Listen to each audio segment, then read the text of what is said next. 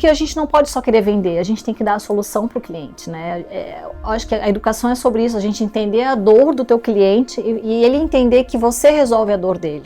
Lutar com as gigantes chinesas pelo digital, ajuda ele. Vamos fazer o seguinte, senhor lojista, estamos gravando o curso aqui e tudo mais, vamos entender como funciona o digital. Primeiro a gente tem que entender que no digital a gente precisa de uma coisa fundamental, que é o tráfego de pessoas. Tráfego de pessoas, não estou falando de tráfego pago. Tráfego de pessoas passando por algum ambiente específico que tem os seus produtos. É a acessibilidade. Porque o que acontece, a gente tem grandes nomes de fitness, de marca fitness no mercado, tem várias, né? E em algum momento você entendia que para ter um produto bom você tinha que pagar muito caro. Então essa foi uma proposta, trazer trazer um produto bom, acessível para as mulheres, porque elas querem quantidade.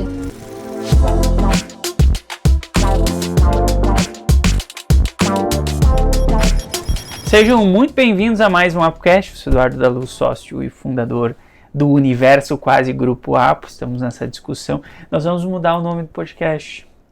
E a gente já falou isso várias vezes aqui, mas ainda a gente não mudou.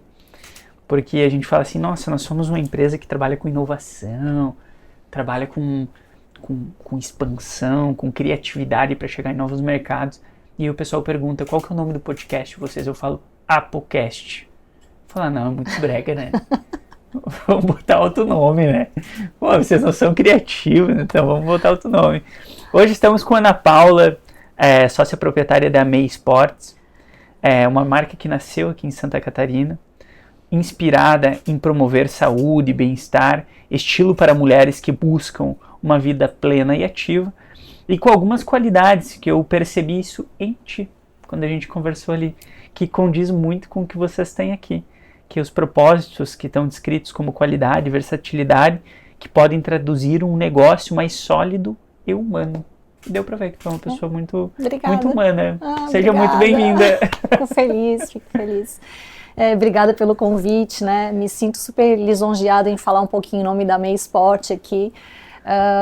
É uma marca que a gente tem com muito carinho e muito amor, né, um propósito de vender bem-estar e saúde para as mulheres contemporâneas, que querem se sentir um pouco mais elegantes e confortáveis na academia.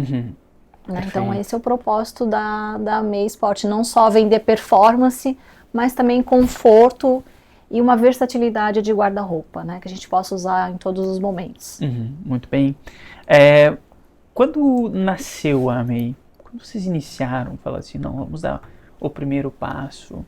Olha, como toda indústria, né, e como todo bom empreendedor, a gente tem que estar atento aos movimentos de mercado. Nasceu de uma necessidade de sobrevivência.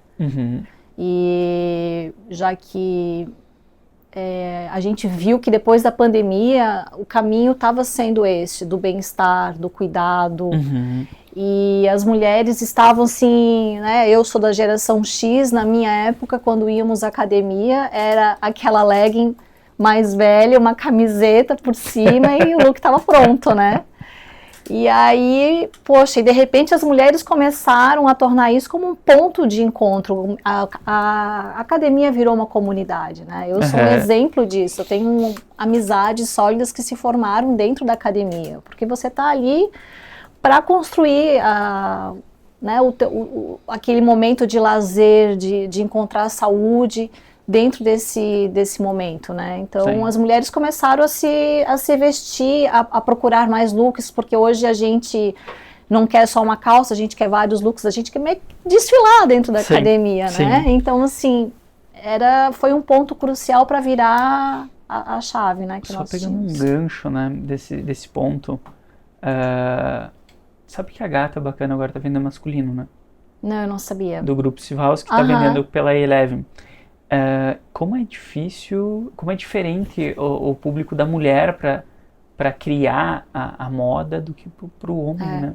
Às vezes perguntam, nossa, a May Sport não vai fazer masculino? E eu falo, não, No momento não, porque o homem não gosta de gastar, né? Ele não consome, então assim... É preto. Né? É aquela ainda continua sendo às vezes a camiseta mais antiga do guarda-roupa que vai para o universo daí da academia, né?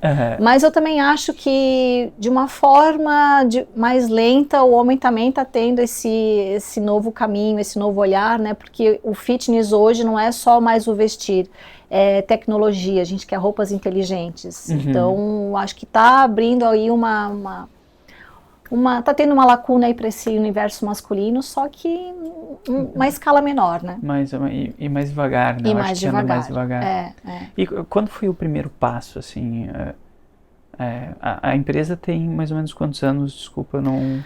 Bom, minha família toda, a gente vem de um universo de confecção, né? Desde a época dos meus pais. Então, assim, eu cresci dentro de uma confecção. Passando as férias dentro de confecção, porque chegavam épocas que meus pais falavam assim, olha, tem serviço lá, tem bastante coisa, vamos lá para ajudar, né? Então, era mais ou menos assim, né? Então a gente começou já, então se eu pegar lá desde a época dos meus pais, já tem mais de 20 anos, né, de área têxtil, de confecção, né. E aí eu sempre vivi dentro de confecção, né, Sim. Já tive vivências numa área mais infantil, depois feminino e por fim agora é o fitness e é muito gostoso fazer o fitness. Porque diferente da moda feminina, o fitness você está ali vendendo saúde, então é muito legal, e eu participo desse universo, porque eu treino todo dia, então assim, acaba sendo uma coisa assim, acaba fluindo, né? Acaba fluindo de uma forma muito fácil, muito bacana. Bom, e desde o início do primeiro passo da empresa foi fitness? Não, a gente já teve moda feminina também, né? E aí essa moda feminina acaba que fica bem mais difícil no nosso universo, porque eu acredito assim, o que acontece com o setor têxtil, ele está sucateado, né? Não existe um investimento, não existe fomento por parte do governo, então para nós é muito difícil, e o que acontece é que a gente concorre com players que não precisam da estrutura que a gente, de uma outra, eu diria até de uma outra filosofia, né? Você vai competir com uma fábrica lá em Goiânia, com uma fábrica em São Paulo, no Bom Retiro, que trabalham com quase que escravo, né? Sem pagar um imposto, o lixo na rua. Então, assim, como competir com isso, né? Sim. Poucas empresas conseguiram se manter, né? Ou escalar dentro de uma concorrência dessa. E aí veio a pandemia, então assim, tudo, a gente teve que se reinventar, né? Vocês se reinventaram e nicharam depois da pandemia. Olha só. Que houve um boom em busca por saúde ali naquela época também. Sim. Tudo virou isso, né? Porque as pessoas de repente perceberam que não era só ter uma boa condição financeira, né? Sim. Estava muito mais do que isso, né? Era muito além disso, né? Na pandemia. Então, acho que essa questão de saúde, né? Como a gente vê hoje, hoje a questão que está muito em alta é sobre o tempo, né? O Quiet Luxury, hoje o que está mais em alta é o tempo, né? Que não tem preço. Eu gosto muito de uma frase que é: nenhum dinheiro do mundo compra 1 minuto de tempo. Exatamente. Então, e as pessoas esqueceram como é bom aproveitar pequenas coisas. Porque assim, você acorda de manhã cedo, se você pegar o teu celular, já tem lá um bloco de mensagens, né? Então, assim, às vezes as pessoas perderam o tempo da coisa mais simples, que é tomar um café da manhã em família, de relaxar, de pensar, de se organizar, né? A gente acaba sendo engolido pelo dia a dia e esquecendo de coisas principais, que é o teu cuidado, o teu autocuidado. Como é que você vai ser um bom empreendedor? Como é que você vai ser uma boa esposa, uma boa mãe, se você não tiver um tempo para você mesmo, para você organizar a tua saúde mental, né? Acho que é isso que é o importante. Eu vejo por mim, né? Hoje eu tô com uma visão um pouco mais alinhada a isso. Né? Hoje de manhã sentei, minha filha veio pro meu colo, a gente tá com um filho de um mês e uma semana. Olha.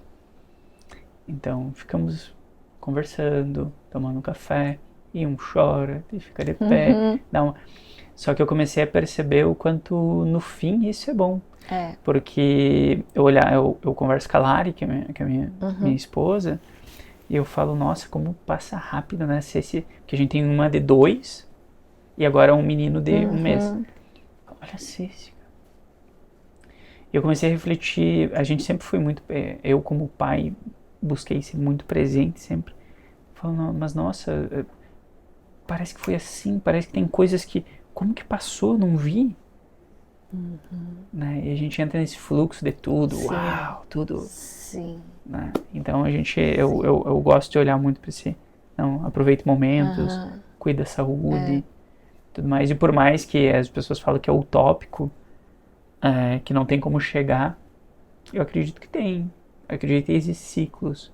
Que tu pode cair num ciclo ruim, tá tudo bem. Também vai te trazer um aprendizado. Sim, só aprenda a sair desse ciclo ruim. Aprenda a sair. E hoje, se a gente fosse falar da questão da MEI, ela cresceu rápido, conquistou um público específico, mais fiel, a gente ouviu falar muito bem de vocês. O que são fatores que deram esse empurrão de crescimento aí em vocês? Eduardo, eu acredito que primeiro é um propósito. Né? Alguma coisa que faça sentido para você, né? Pra gente. Por exemplo, assim, eu venho de uma cultura, né? Eu aprendi desde pequena que assim, tudo que a gente faz, a gente precisa ser bem feito.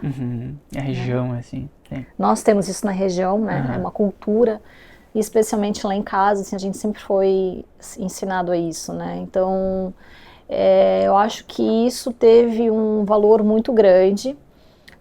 Outra questão que a gente sempre trabalhou e trabalha ainda na marca é a acessibilidade.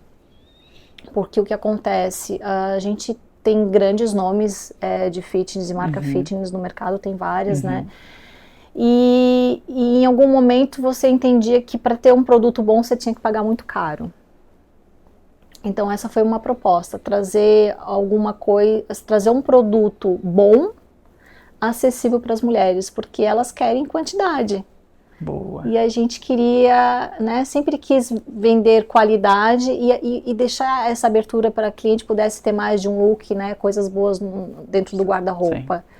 Então esse foi o propósito da marca. Eu acho que isso fez bastante sentido, porque isso fez bastante sentido e até dificultou bastante em vários momentos, porque nós tínhamos um preço tão bom, ainda temos um preço tão bom, que o pessoal questionava, nossa, mas será que é bom isso?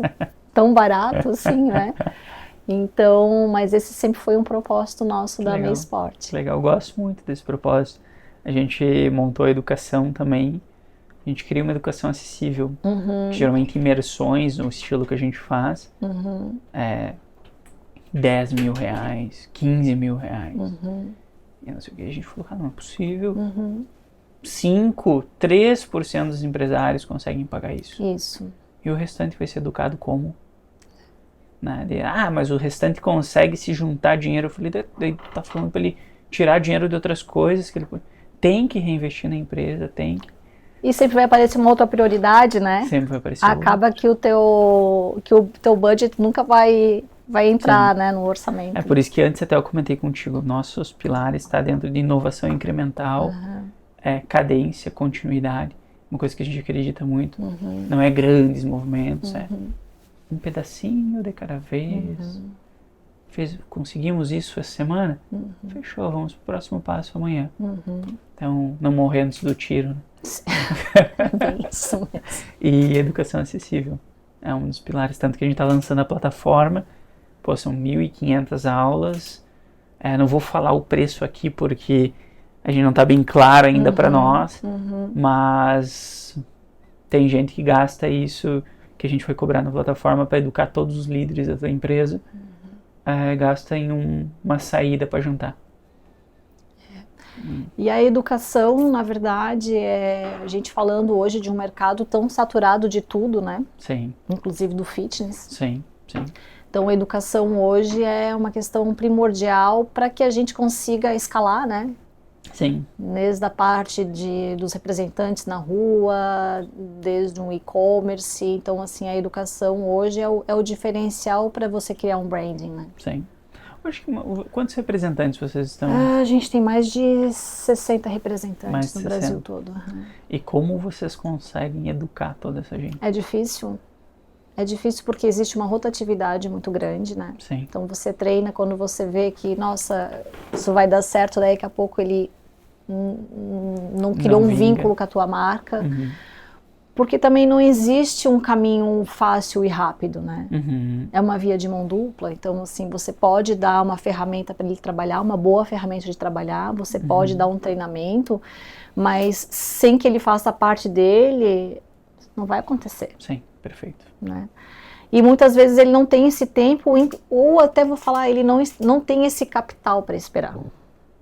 Né? Porque é praticamente, ele tem que entender que ele é um empreendedor. Sim, ele tem que ter um capital para empreender nessa jornada. Sim. E ele não tem. E ele tem que inovar. E ele tem que inovar, e ele está esperando que isso seja uma fórmula mágica, não é? Sim. É um desafio gigantesco.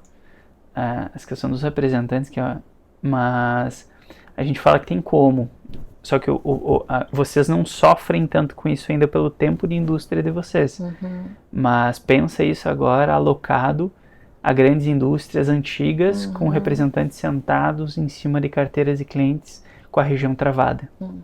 Que a indústria não consegue fazer nada. Então existe um desafio bem grande com o representante.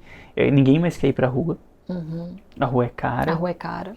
E uma observação que tu comentou da rotatividade por conta uma coisa que a gente começou a fazer foi entender a pasta, em qual posição da pasta, porque a posição da pasta estava correlacionado com o tempo de atendimento. E a gente começou a perceber que o tempo de atendimento que o representante, que o cliente ouvia o representante, estava na faixa de 1 hora. Então, se o teu produto não fosse apresentado dentro desse timing e tivesse lá pela 3ª posição na carteira do representante, tu passava a não ter a mesma performance em venda que tu precisaria ter naquela região.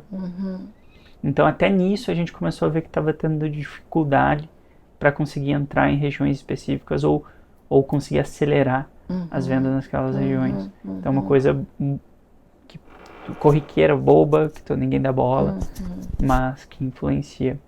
E eu queria que tu comentasse um pouco, eu achei muito legal que tu falou de como você levou a educação para o teu cliente. Ah, tá.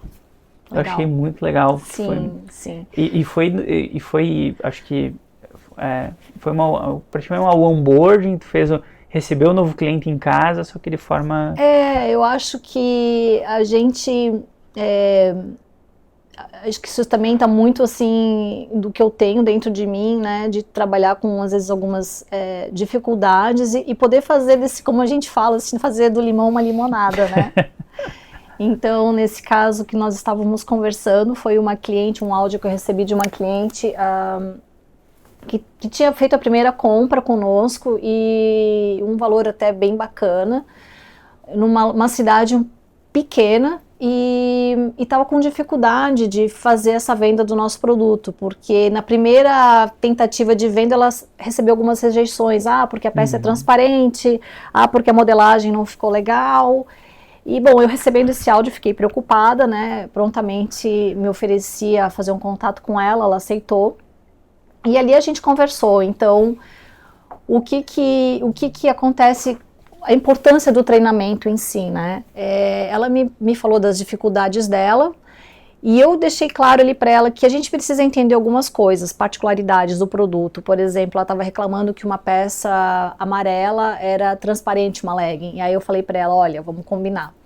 O nosso produto não é transparente, isso eu consigo te confirmar de toda certeza. Só que a gente tem que entender que uma legging amarela, ela é menos discreta do que uma legging preta. Esse é o ponto principal. A segunda que a gente precisa saber é se na hora que a pessoa foi vestir, provar essa peça, ela estava com a lingerie adequada, porque não precisa ser a meia sport. Isso eu falo com todos os tipos de lingerie, todas as marcas fitness, né?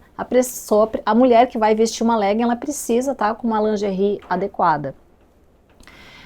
E depois a gente também tem que entender um pouquinho da regionalidade, porque também existe a dificuldade, às vezes tem uma região que é um pouquinho mais conservadora, então assim, vender uma peça clara aqui em Joinville talvez vai ser diferente do que vender uma legging clara em Balneário Camboriú.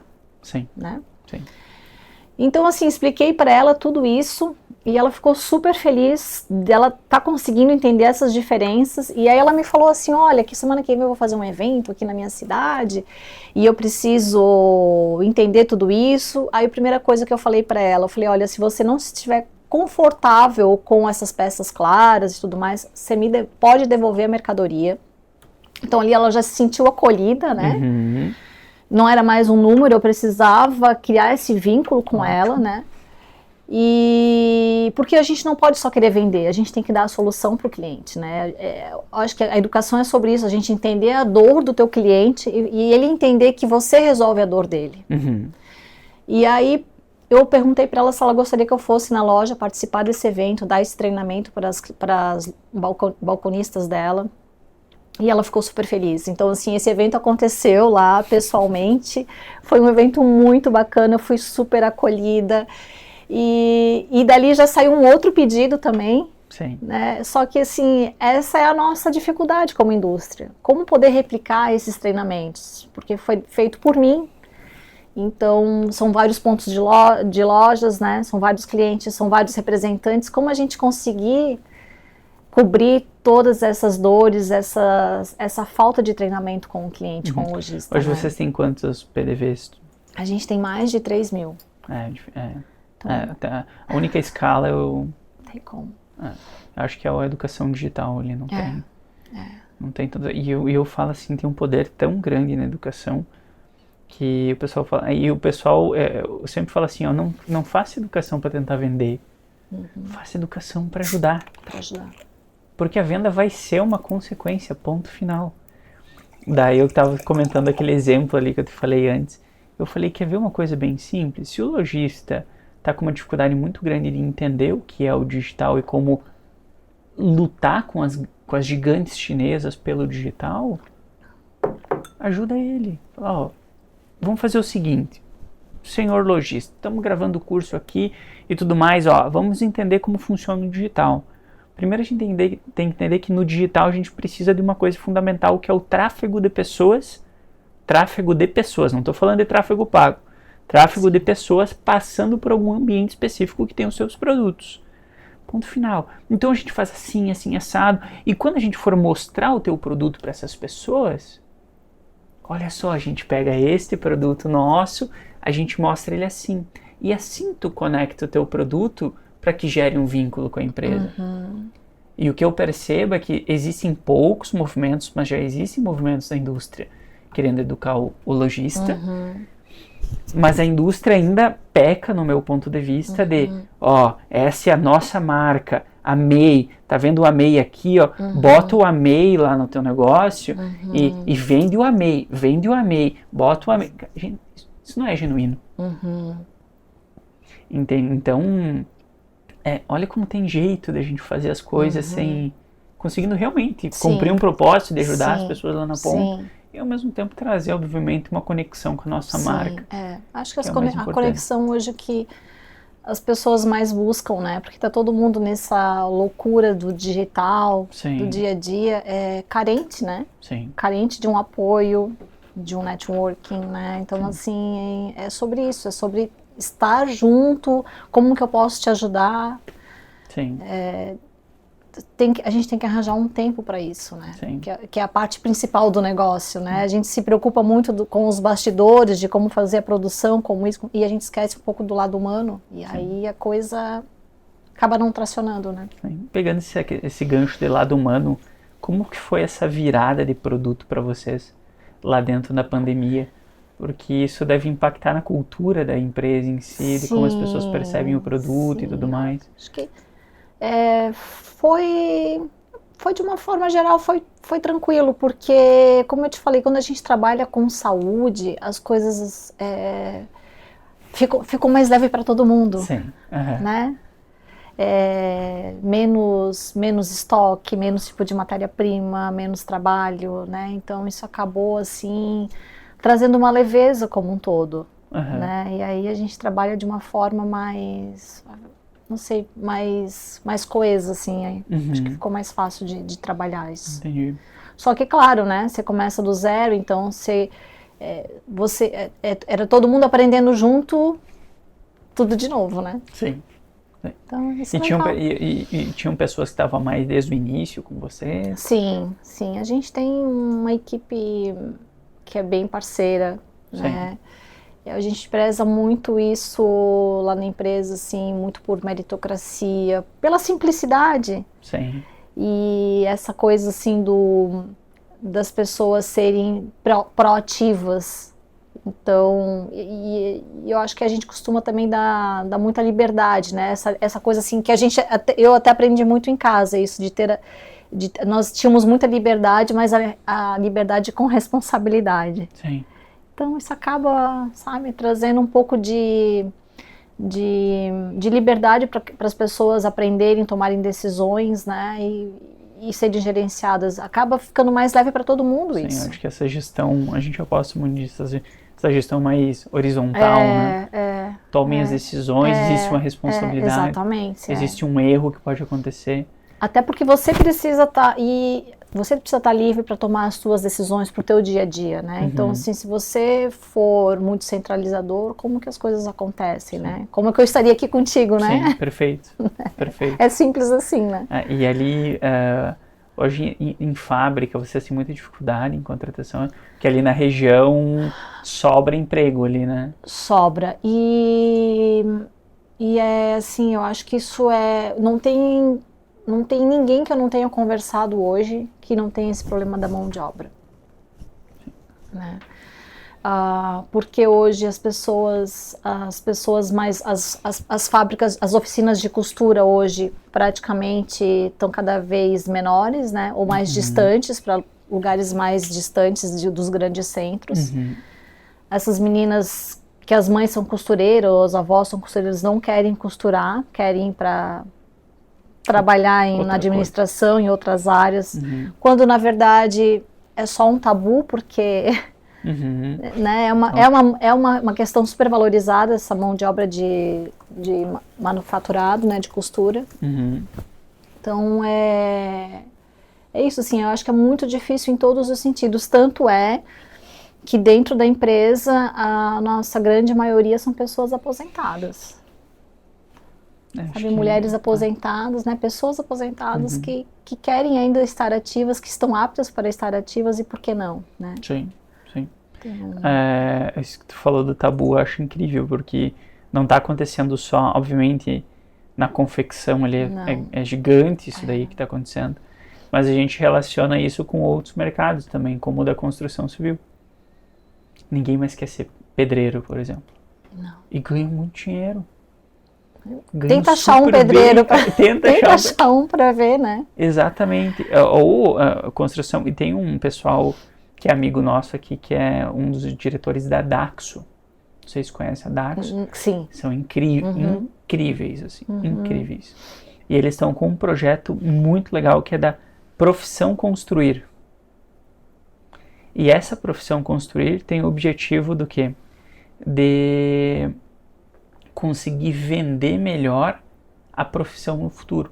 Então eles montaram isso em parceria com o sindicato, e eles falam assim, sabe o construtor, o carpinteiro, isso e aquilo, é o cara que chegou com o caminhonetão.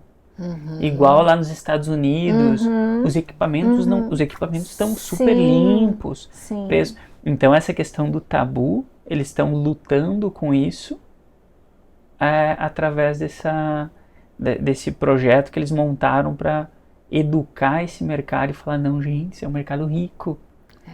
Apostem nele. E a mesma coisa está acontecendo com a costureira. Que é um mercado cada vez mais escasso, e quando tem escassez, tu pode botar bons preços. Exatamente. Assim, fica muito mais valorizada, né? O quanto menor a oferta, né? Por que tu acha que não existe esse tipo de movimento com a costura, com a confecção? Tu acha que ninguém puxou? Eu acho que na verdade, não é porque ninguém puxou, eu acho que é um preconceito muito grande mesmo. Sim. Eu acho que é basicamente um preconceito, sabe? Aonde isso é coisa de... Isso não dá status. Sim. Né? E essa questão do digital hoje é muito vender, às vezes, uma situação ilusória, né? Sim. E eu acho que é a questão até de distanciamento, assim, do poder de educação dentro de casa, de pai, família, né, de alguns valores. Sim. Então, Que estão se perdendo. Estão se perdendo. Então, eu acho que isso é esse conjunto todo de fatores, né? Onde quando você vai para o interior, onde os valores são um pouco mais... Onde talvez as opções de lazer são um pouco menores, entendeu? Eu acho assim, essa questão assim, acho que os filhos estão muito próximos dos pais ainda, então isso acaba, né, se perpetuando dentro do lar. Sim. Mas quando a gente vai para centros maiores, tudo se perdeu, né? Tudo ficou mais frio. Tudo ficou mais frio, exatamente. Então é difícil, sabe? E é triste, assim, é triste no todo. E isso você tem até dificuldade quando você vai contratar, até se você aparece pessoas mais novas para contratar, você não consegue nem ter um comprometimento delas dentro da tua empresa. E às vezes para te cobrar fica mais difícil. Porque se cobrar... É que se cobrar, ele não vem no dia seguinte. Só não avisa, né? Só não... Não avisa, não vem. Porque tá tudo bem. Né? Não, ele é capaz de ir para casa almoçar e não voltar à tarde. Mas isso... a gente tem equipes... Eu imagino com uma equipe menor que a de vocês aqui. Mas... É muito difícil lidar. Hoje a gente tem uma equipe maravilhosa. Assim. Hoje as pessoas que estão aqui são muito boas. Hoje a gente tá na melhor versão da empresa, disparado. Mas até chegar aqui... Nossa, e uma vez, eu tenho que contar um caso, que uma vez a gente tá numa reunião, ali a gente recente tinha investido na série, que a gente queria uma série confortável, criativa. Aliás, tá, super elogiei, que eu achei super bacana aqui. Obrigado. E a gente investiu, foi 1,5 milhão quase. Móveis, sofá, eu brinquei que esse sofá do Primo Rico. Porque o Primo Rico tem um estúdio de podcast com sofá parecido. Eu falei, não precisam ir mais para São Paulo para gravar podcast, pode gravar aqui comigo. E aí beleza, fazendo uma reunião com um cliente, imagina, a gente atende indústria. Imagina a gente sentado ali com vocês, fazendo uma reunião. De repente, passa uma pessoa atrás de mim, de roupão, pantufa, como se nada aconteceu. Nada. E eu falei, não. Eu olhei, só que eu já era cliente há bastante tempo. Eu olhei pra ele olhou pra mim, a gente ficou assim, literalmente assim, e daí ele fez assim pra mim. E eu falei, não sei o que te falar. Não sei o que te falar. E aí a gente percebeu que não existia que não podia no código da empresa. Ah, entendi. E a gente falou, não, é a plaquinha do elevador. Não entre se o elevador não estiver no andar. Isso. Pra mim não precisa falar. Exatamente. Você não precisa entrar no elevador se o elevador não dá lugar. Mas, olha o nível. E aí a gente foi com toda a delicadeza do mundo falar que a gente já tem um mercado um pouco mais tradicional. Por isso que sim, a gente investe em tons claros, laranjas e tudo mais, mas tu vê muita sobriedade em tons cinzas, madeira, porque a gente pensou em cada detalhe. E tu me aparece pantufa. Mas é que eu não sabia que não podia. E aí eu me sinto mais livre. E falei, caraca, como assim? Eu falei, nem vou entrar na discussão. Eu falei, só não pode, tá bom? Deu uma semana, pediu pra sair. O óbvio precisa ser dito, né? Sim. Eu fiquei chocado com aquilo. Falei, nossa. E hoje a gente, obviamente, a gente não quer ser extremamente formal e tudo mais, mas a gente quer um mínimo. Sim. Né, é um bom senso, né? É o bom senso que a gente fala, né? Sim.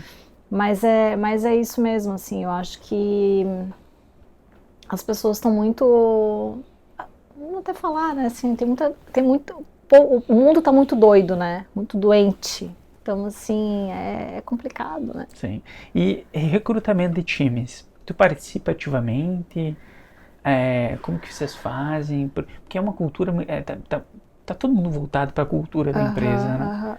Então, não participo assim ativamente, porque a rotatividade, na verdade, dentro da empresa é zero, assim. Quando eu falo dessa demanda de mão de obra que a gente tem e falta é de produção. Entendi. Né? Então, a gente tem uma equipe ali no administrativo, ali muito focada junto com a gente, assim, eu diria até que já virou famílias, né? Sim, então é muito bacana poder contar com essa estrutura, né? A gente se sentir seguro, assim. A parte de chão de fábrica, de fato... É o mais difícil. Bem difícil. Assim, ontem eu comentei que eu estava lá, né, na região. Eles falaram, por isso que eu comentei, porque eles falaram para mim ontem, tá sobrando emprego. Tá sobrando emprego e assim, e isso é no geral, vai conversar com várias pessoas, com vários empresários, tá todo mundo procurando, a gente que trabalha com costura tá cada vez tendo que se distanciar mais de Blumenau para conseguir algum lugar para costurar as peças, né? Sim. E hoje, inclusive, no fitness, a gente está caminhando muito para uma questão assim, mais de até athleisure, não só de legging, de peças.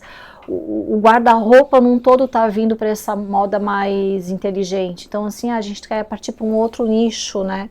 Trazer umas coisas mais de calça, uns produtos diferenciados dentro do nosso mix de produto. E aí eu fico pensando, onde eu vou costurar isso? Antes o problema era o básico já é difícil, imagina um pouco mais elaborado, né? Sim. Tu vê alguma solução para isso no futuro? Ou tu vê só se tornando mais difícil? Eu acho que cada vez mais difícil e eu acho que isso até, Eduardo, vai acabar fazendo uma certa...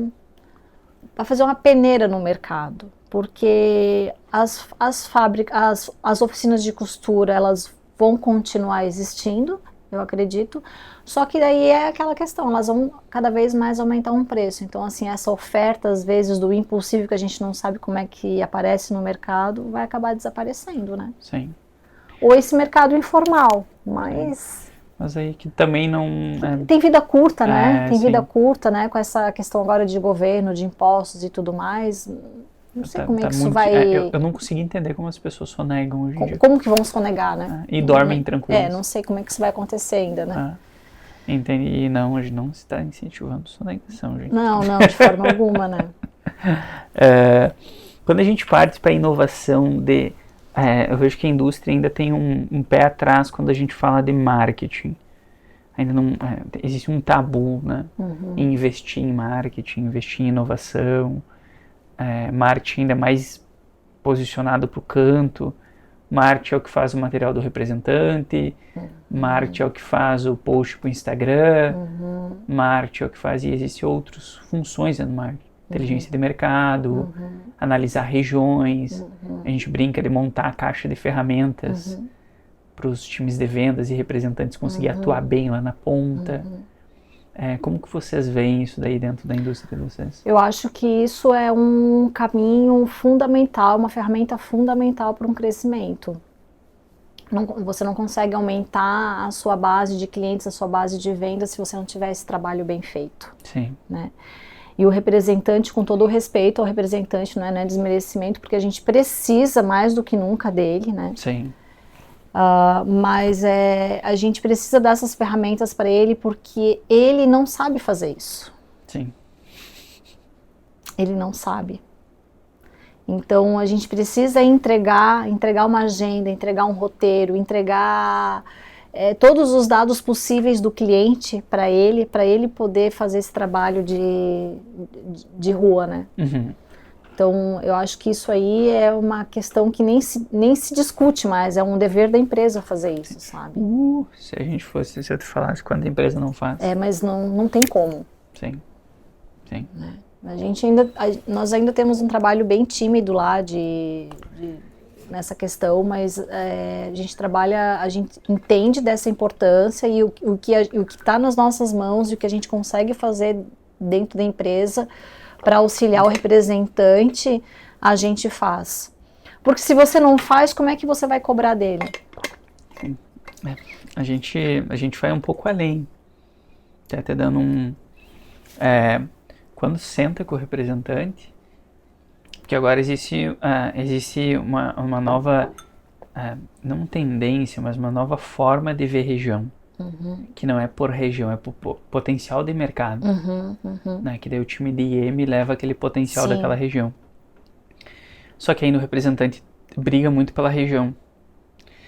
E aí a gente incentiva a indústria e fala, gente, vocês são parceiros. Primeiro ponto. O representante precisa entender isso, porque se ele achar que tu tá tirando alguma coisa dele, a briga tá feita, né? Exatamente. E daí vai lá e ainda por birra pega uma marca concorrente direto. Né? Então, o que a gente falou faz o seguinte, então, a grande questão é que a indústria ainda não está sabendo como lidar com o representante nesse sentido. Porque tenta impor as coisas. Eu falei, gente, é um jogo de estratégia, tá todo mundo tá desenhando para chegar no mesmo objetivo, que é vender mais naquela região específica.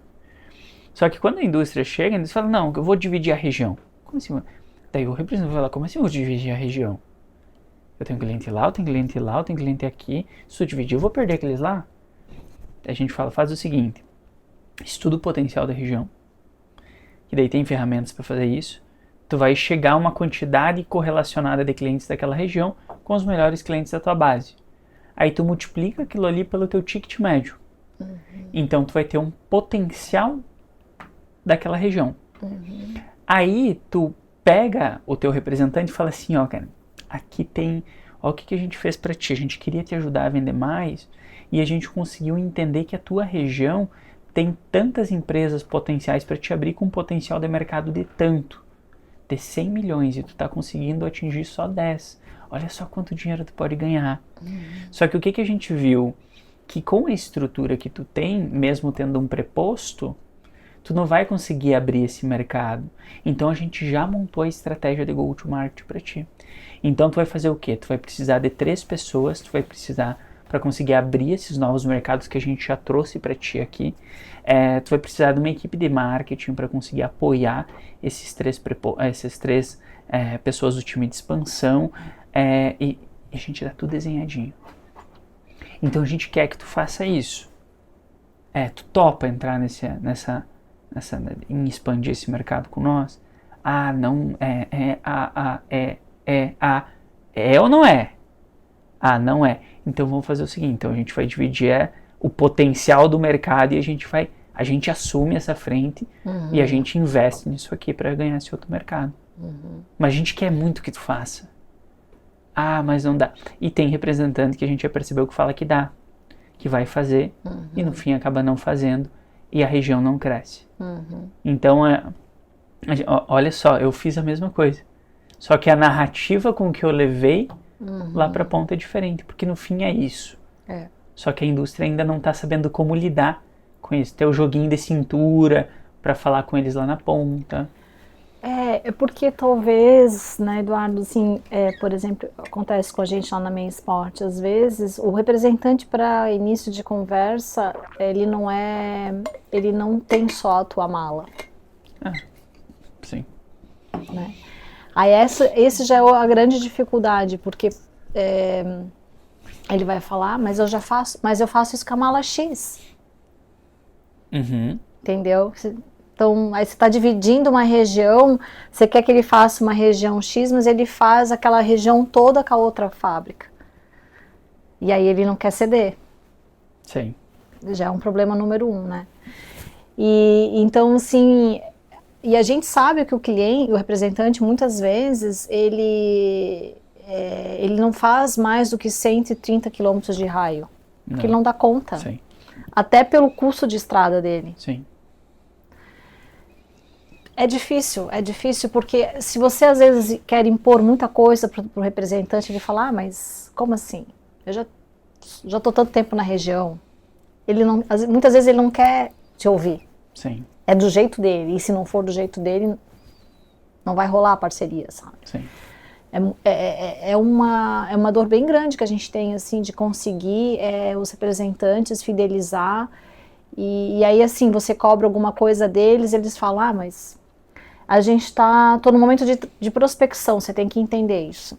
Mas essa prospecção demora, então o resultado nunca vem, sabe? Porque ele não tem um plano de ação para o negócio. A gente é da postura de leva para ele. Não espera. Eu já sou, isso eu, Eduardo. Eu não gosto de deixar, leva.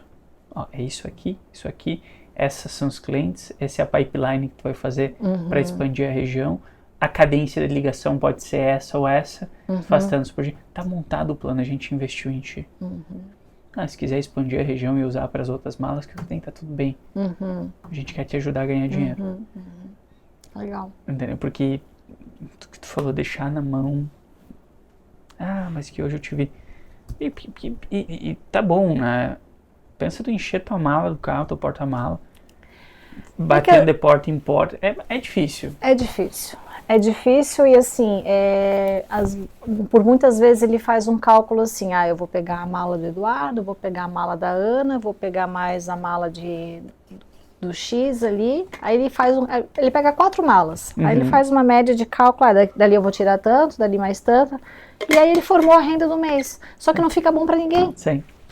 Fica um pedaço para ti, um pedaço para outro, pedaço para você. Quando ele não faz o cálculo ainda do custo do mostruário, né? Sim. Mas qual que seria a tua visão quando a gente parte para falar assim, não, então a região vai ser feita com, sei lá, a gente vai montar unidades de escritórios pequenos em regiões estratégicas específicas para trazer o controle para dentro da empresa, como seletista.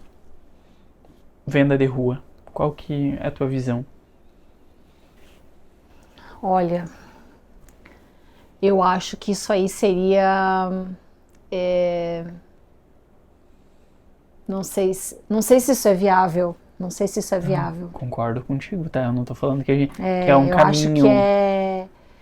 Eu acho que vai contra um movimento natural assim de mercado, Eduardo. Para mim particularmente assim acho que não, a gente nunca fez. É só uma eu acho que isso não sei, dentro da MEI eu acho que isso nós não temos nem essa cultura assim, sabe? Eu acho que isso eu acho que o caminho, na verdade, é mais fácil seguir esse caminho teu de educação, de dar esse treinamento, de todo dia estar ali plantando uma sementinha, falando, do que criar esses braços que vão te demandar, vão inchar a estrutura e vão te demandar muito mais energia, né, de algo que talvez possa ser mais simples e possas mostrar para ele que ele tem autonomia para fazer. E que tu estás ali para ajudá-lo, né? Sim. Acho que é muito bom. E assim a gente volta que a educação é a solução. E visão de futuro. Antes da visão de futuro, como vocês... Acho muito difícil tendência. E cada vez está mais difícil. Porque é muito rápido. Eu acho que a tendência, na verdade, é uma necessidade de mercado para poder vender, né? Sim. Mas eu gosto muito daquilo que é duradouro. Então, dentro da MEI Sport, até porque eu acho porque eu acredito muito no duradouro e nessa questão que todo mundo fala de sustentabilidade. Né? E para mim isso tem que estar muito unido. Então, a gente olha muito para a tendência. Sim. Mas não essa tendência muito passageira. Né? Eu acho que tem que ser uma tendência que faça sentido dentro do teu DNA. Porque senão você se perde. Né? Por que a minha cliente gosta da MEI Sport? Porque a gente tá ali sim trabalhando com a tendência, mas também tem essa questão do duradouro. Sim. Daquilo que não é efêmero, então eu tenho esses valores muito próximos assim de mim. Quase sabe? Que seria do básico que funciona. Eu acho que assim, é o básico eu gosto dessa coisa assim do básico com uma pitada de tendência, mas, por exemplo, hoje, o que a gente pode falar de tendência? A gente pode falar sobre tecidos inteligentes, sobre trazer tecnologia, sobre trazer uma facilidade para cliente, então trazer uma peça que otimize o teu tempo, que tu possas lavar, pendurar e não precisar ficar passando, né? Então, para mim, isso é uma tendência dentro do universo fitness hoje, né? Trazer umas coisas um pouco mais... porque a gente tem muito disso, desse look urbano, né? Eu sempre trabalhei muito isso dentro da marca. Então... vou usar uma calça, vou usar uma jaqueta da Meia Sport dentro de uma calça, junto com uma calça de alfaiataria. Eu sempre fiz essas brincadeiras eu mesma, assim, sabe? Para mim, porque eu gosto de provar, não é só da boca para fora, é você fazer isso mesmo, né? Você mostrar para o teu cliente que esse é o nosso negócio. Então, a gente está olhando um pouco para essa tendência do mercado fitness que está um pouco mais amplo e abrangente, que se trata até de uma camisa, às vezes de uma outra peça de guarda-roupa que não seja uma legging ou um top, mas sempre dentro do nosso propósito da Meia Sport, que primeiro de tudo é acessibilidade, né, qualidade e uma peça que possa durar dentro do guarda-roupa sempre, né? Trabalhando sempre a sustentabilidade. Acho que esse negócio do que deu hoje e amanhã já não serve mais. Não faz sentido. Não faz sentido. Nossa, como é importante e difícil de definir a proposta de valor, né? E eu percebo que tu faz isso e tu comunica isso. Obrigada. Tu comunica sem querer, eu acho. Tu não percebe, mas tu faz. E pra mim é assim que comunica a cultura, né? Vai falando pequenas... Sabes que essa questão de comunicar, de falar, né, é uma das grandes dificuldades que eu tenho, assim, porque tá por trás dos bastidores é muito fácil e cômodo, né? Sim.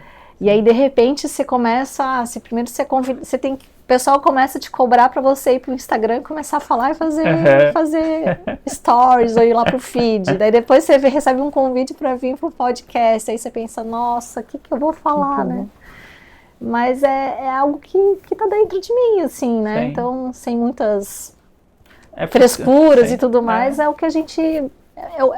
Eu comunico aquilo que eu enxergo, sabe? Sim, mas e tu, eu não sei, eu acho que tu faz sem perceber, mas tu consegue sempre falar de algo e puxar o gancho do porquê que vocês fazem isso com a marca, que é a proposta e o valor de vocês.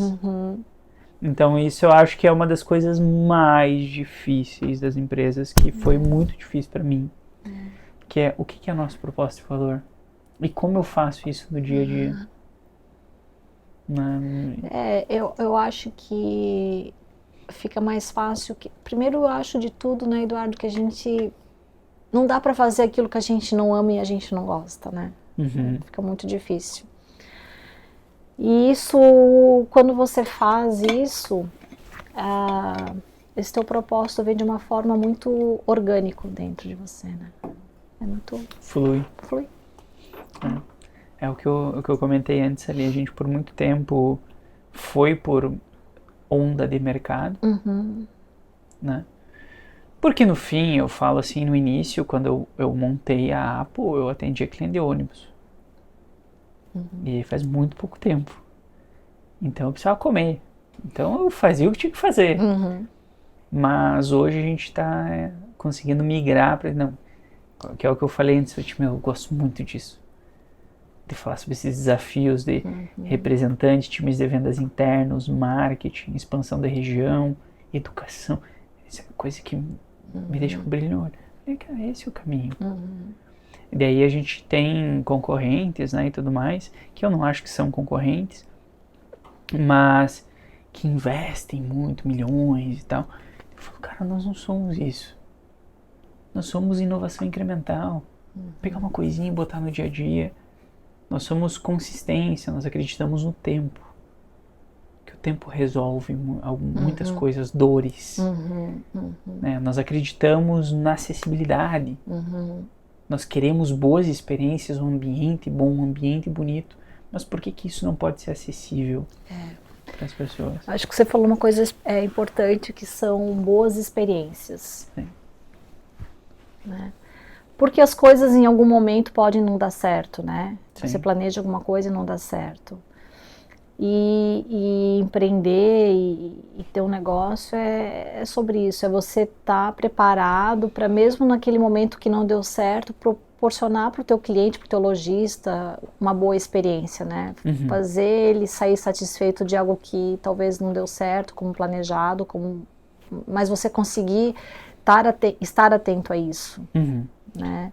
Porque o que eu te falei, é como a gente estava conversando antes, assim, as oportunidades, quantas empresas fitness tem aí no mercado? Inúmeras. Sim. Né? De educação. Eu mesma já fiz vários cursos, né? E aí você pensa, nossa, aí você fica louca da vida, porque você investiu às vezes um valor em alguma coisa e você não consegue aplicar. Não conseguiu replicar, ou você não teve um acompanhamento, você não teve um pós-venda, aí você viu que a pessoa só queria que você fizesse a matrícula, depois aquilo lá feito, né? Sim. Cada um por si. E aí você se sente sozinho.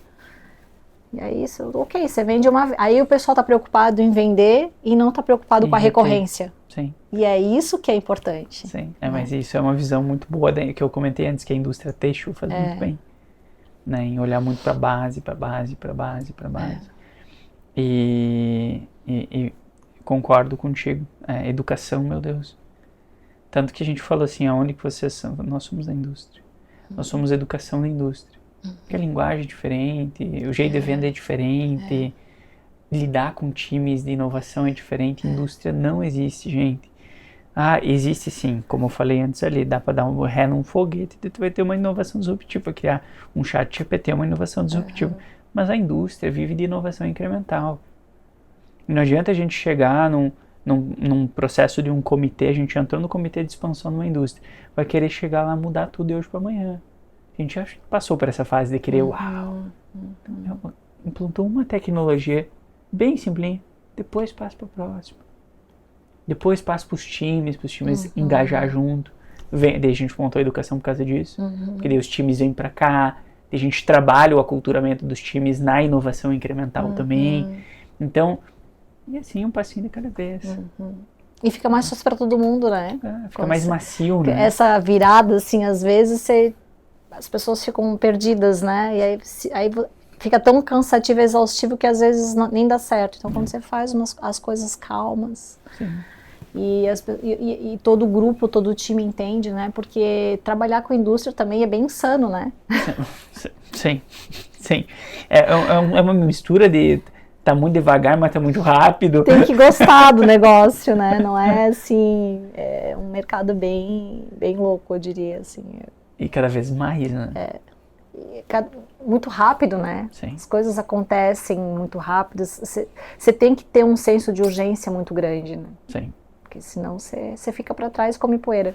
Sim, perfeito. A gente fala isso eu dei o exemplo da BioID, que eu peguei eu fico muito na rua, né? E eu achei lindo o carro. Lindo, aquele Song Plus 2026. Nossa, o carro ficou lindo. Eu falei, caraca, que isso? Os chineses há 5, 7 anos atrás tinham os carros mais feios do mundo aqui no Brasil. E hoje eles estão entregando uns carros lindos, um custo-benefício que não tem. Eu falei pro pessoal lá da BioID, eu falei, vocês não são vendedor, vocês são um tirador de pedido, porque a partir do momento que tu entra num carro lá, né, desse ali que eu vi, pode ir para Ford, pode ir para os outros, não tem como competir. E a gente está falando de uma mudança de uma indústria mundial. Em 5 anos eles refizeram todos os produtos, retrofit em tudo, e eu falo, nossa, é muito rápido. A gente não está falando de mudar o layout de uma empresa 60 metros quadrados. Está falando de uma indústria mundial. Então a indústria tá difícil, né? Essa luta, enfim. E como que vocês buscam, só pra gente fechar, a gente caminhar pro final, como vocês buscam tendências? Porque a gente entrou antes ali, mas aonde vocês buscam essas tendências, essas pequenas tendências que tu comentou, essas pequenas... Muita pesquisa, né? Eu faço assinatura lá da WGSN, então estamos sempre conectados, fazendo essa busca dentro do site, com viagem de pesquisa e também com muita troca de informação, né? Eu tô sempre online, né? Online, buscando e vendo e querendo buscar conhecimento. Eu acho que isso me move. Eu sou uma pessoa bem inquieta, bem inquieta mesmo. Então, eu tenho essa sede assim de conhecimento e então pra gente é de onde vem essas informações, né? Sim, sim. Muito bom. Uma empresa muito boa que eu gosto muito deles ali é o Rafa da Bugby. O Rafa da Bugby conheço. Tem o Rafa e tem sim, o sócio dele, o nome diferente, né? Bem diferente. Eu conheço mais o Rafa. Mas ambos já estiveram aqui com nós na educação e tudo mais. Ele é Kim. Isso. Ele é Kim.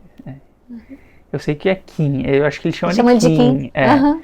Mas eles são muito bons nisso, né? Em criar experiência, né? Eu faz tempo que eu não tenho contato com esse universo infantil, mas eu vi em alguns momentos assim que eles tinham até eles tinham essas experiências com lojista, de fazer uns espaços para as crianças. Achei bem bacana. Sim. Tu vê uma tendência das fábricas, eu vejo que aumentou um pouco o volume agora, mas das fábricas franquearem as próprias marcas como uma tentativa de chegar no público final direto?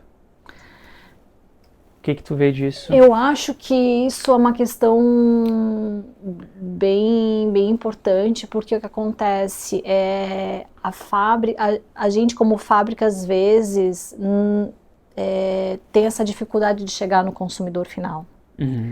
E essa experiência é muito importante para a gente crescer, né, como marca. Então isso seria como uma forma de você encurtar o caminho, né? Agora até vi recentemente que a Insider abriu uma loja física, né? Então eu acho que é bem bacana, obviamente precisa de um bom investimento, de ter uma boa estrutura, mas eu acredito muito nesse caminho, eu acho que é bem bacana. A gente está percebendo essa tendência agora de discussões e tentar chegar no consumidor final desta forma com as franquias. Então, até porque a gente, dentro da May Sport, a nossa venda é através de representante, né, junto no B2B, mas essa questão do B2C no e-commerce é uma grande dificuldade nossa. Então, essa experiência, saber o caminho certo para você chegar no seu consumidor, sabe? Sim. Eu acho que isso é muito válido e muito importante. Sim. Ana, pergunta final. Essa é a nossa pergunta fora de roteiro. Se tu pudesse, com a experiência que tu tem hoje, com o que tu vê hoje da indústria, que vocês têm da May, pudesse voltar lá atrás, no início, e pudesse dar um conselho para ti, com a experiência que tu tem hoje, para você lá do início da empresa, qual seria esse conselho? Eu acho que o meu conselho seria, eu talvez ter mais ouvidos, né? Quando a gente é mais nova, a gente acredita que a gente já sabe tudo, né? Meio essa coisa da teimosia, da impulsividade. Então, eu acho que eu teria um pouquinho, não digo assim de humildade, porque eu acho que isso nunca me faltou. Sim. Né? Mas talvez eu tivesse, eu queria ter um pouquinho mais assim, de ter esse senso de ver as coisas acontecerem, dessas tendências, sabe? Talvez eu estava muito focada naquilo que estava fazendo e não estava tão atenta ao movimento do mercado. Eu acho que isso me faltou um pouco, mas porque eu acho que eu tinha um perfil muito assim de bastidor, assim, de ficar ali dentro trabalhando, coisa assim, não estava muito conectada com um todo, né? Então acho que pra gente hoje tá no mercado, eu acho que a gente precisa unir todos os movimentos, assim, sabe? Não só da fábrica, você tá ali dentro atenta, talvez eu tivesse ido mais a campo com o representante, ter visto essa experiência mais de perto, sabe, vivido um pouco mais. Então, que é uma experiência cansativa. Que é uma experiência cansativa. E a gente precisa ter maturidade, porque assim, você precisa filtrar as informações, né? E algumas coisas, quando você é muito novo, muito inexperiente, e você acha que você sabe muita coisa, você acaba não tendo essa maturidade de fazer esses filtros, ou até mesmo de ter uma ajuda, né? De procurar alguma solução, de fazer esse networking. Eu acho que isso voltou, assim, na época. Muito bom. Mas acho que tudo é no seu momento, né? O tempo. O tempo, ele é precioso e ele nos coloca em algumas situações que você precisa viver, que você precisa aprender, porque as dificuldades também te trazem muito aprendizado, né? E assim que é. É o ciclo. E se eu tivesse agora aqui na minha frente um produto de um concorrente e um produto de vocês, e eu sou quem vai definir por que eu vou... Eu tô na escolha aqui, eu preciso comprar um ou preciso comprar outro. Por que eu compraria o de vocês? Porque o nosso produto, ele tem um propósito muito grande, que é de trazer para você bem-estar, saúde. Ele quer te envolver. A gente trabalha com um produto que ele traz uma tecnologia, uma acessibilidade e, acima de tudo, nosso Supremitec, ele te abraça quando te veste. Então, assim, eu tenho certeza que a hora que você provar, você não vai querer mais trocar. Muito bom, muito bom. Já sei os presentes que eu vou comprar para minha esposa. Então, é isso aí. A gente espera que você consuma o nosso produto, que ela consuma e vire uma grande Amei Lover. Muito bom. Ana, queria agradecer a gravação. Muito bom te conhecer. Obrigada a vocês. Obrigado por ter vindo até nós. Eu que agradeço o convite, foi muito bacana esse bate-papo aí. Desejo sucesso para vocês também. Muito obrigado. E assim nós encerramos mais um Apocast. Valeu!